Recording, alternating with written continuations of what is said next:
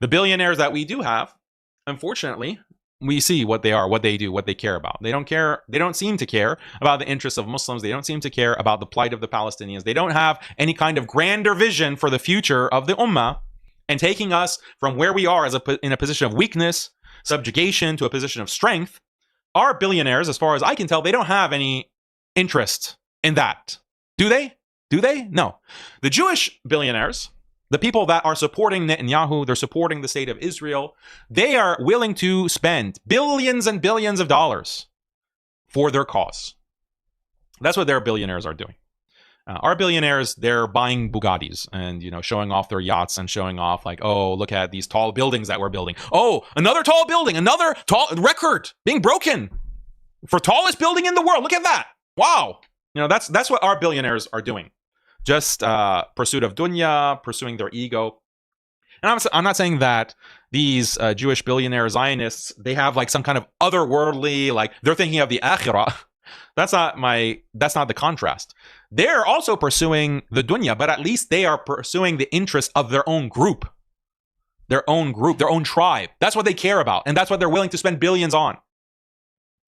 But when it comes to our billionaires, they spend on themselves, on their ego, on showing off. Things that actually have no benefit. Like, what's the benefit of a tall building, you idiot? What's the benefit of that? Does that make anyone admire you, your culture, or your people? No.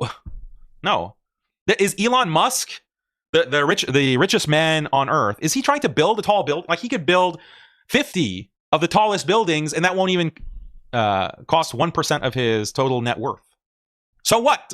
So what? Like, this is like the kind of retardation that unfortunately we suffer from. Like, these are the people, the most retarded, the least strategic people have all of this wealth, have all of these billions, and all that they can think to do with it is to build tall buildings, to buy soccer clubs so that we have a football team, to host, different sporting events, to bring on concerts. Like, this is it's very frustrating.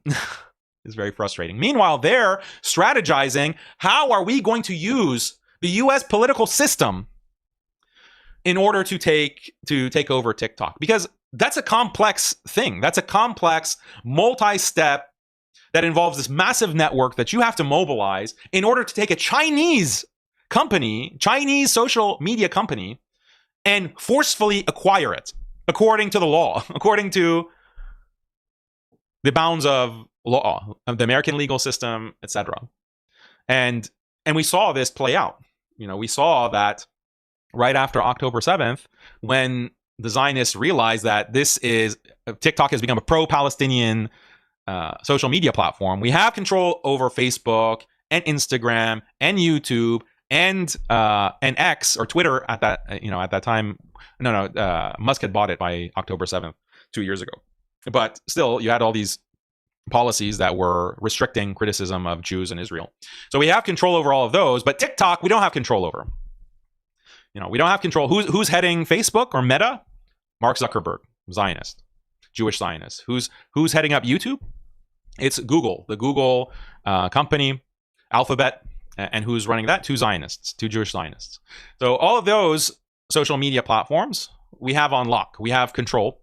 But not TikTok. It's Chinese owned. It's headquartered in China. We can't pressure them in the same way. They don't rely on the same advertisers, because that's what they did with X. Okay, so Elon Musk is not he's not Jewish, he's not an overt Zionist. So how do we pressure him? Well, we threaten to pull all of the advertisers.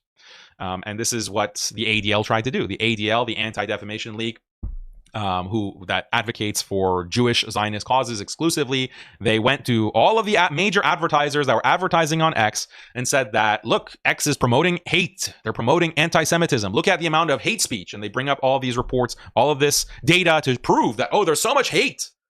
And this could lead to violence and extremism. And you don't want your brand to be associated with that. So you need to pull advertising. So a lot of these advertisers pulled out millions of dollars from X in order to lead to the financial ruin of Elon Musk's new social media platform. And it worked. And immediately Elon bent the knee. He went and visited Israel. He went and had a PAL session with Netanyahu. And even now Netanyahu is saying like, we need to talk. We need to talk to Elon Musk. Yeah, by talk, you mean threaten. You want to threaten him. You want to threaten him to get in line. Otherwise, there will be consequences. This is blackmail. So then TikTok. What do? They start agitating lawmakers. So all these AIPAC-controlled lawmakers start saying that, oh, TikTok is anti-Israel, therefore we have to ban it. No, they say TikTok is Chinese owned and the data of Americans is going to China. That data is sensitive. This is a security issue. We can't have the Chinese owning American data. This is a problem. So we have to ban TikTok. That's what they were saying 2 years ago. That's what they were saying 2 years ago. But everyone knew, like, well, what's really going on here? What's really the plan? What's really the problem is all the criticism of Israel on TikTok. This is the battlefield.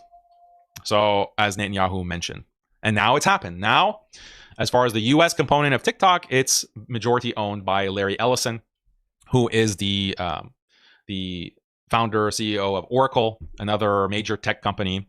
And Larry Ellison is the second most wealthy man in the world after Elon Musk. I think his net worth is around over $300 billion. And Larry Ellison is a close personal friend of Benjamin Netanyahu, hardcore Zionist. He's the biggest private donor to the IDF. He's writing multi-million-dollar checks from his personal wealth to the IDF. This is who now owns TikTok.